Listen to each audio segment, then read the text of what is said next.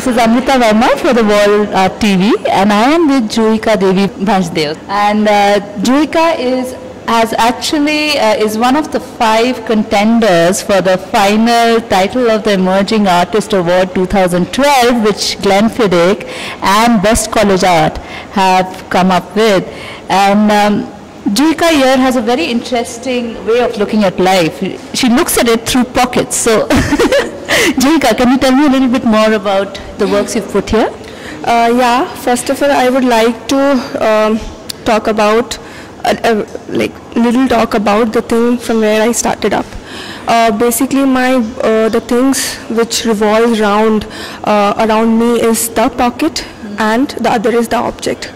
Why pocket? Because I actually look at the life through pockets, the caste, the class, the emotions, and individuality of the people through pockets, and objects, because that is the objects are the one which actually I and everybody actually uses.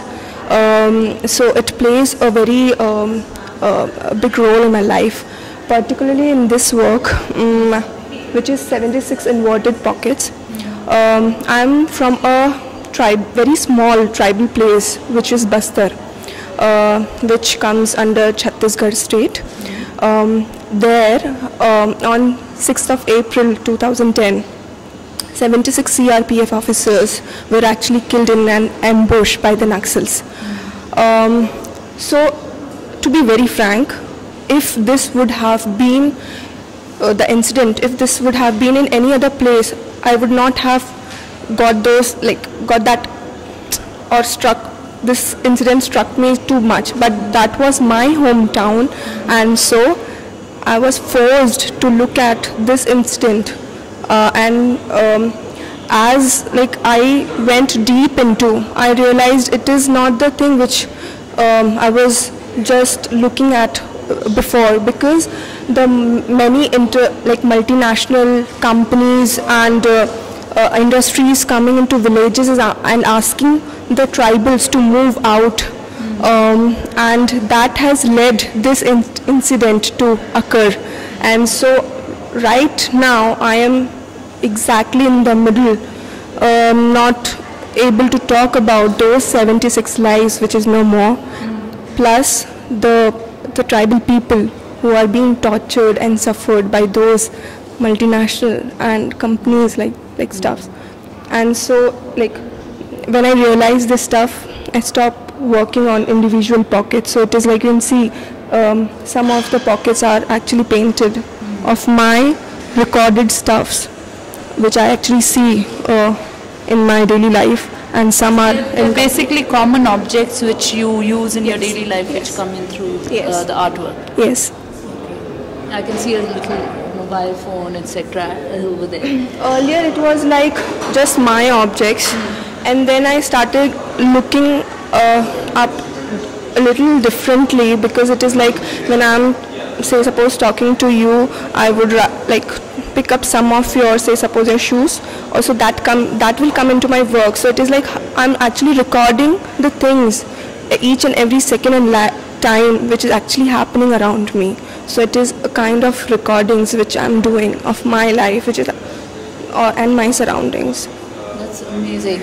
You also have certain pockets which don't have the drawings on them. Yeah. Is there a specific reason? Yeah, that is what, because of the tribal people, even they are suffered by those multinational companies which come, and they are forced to move and live in a framed society which they are not used to. So their natural life has been taken away by them.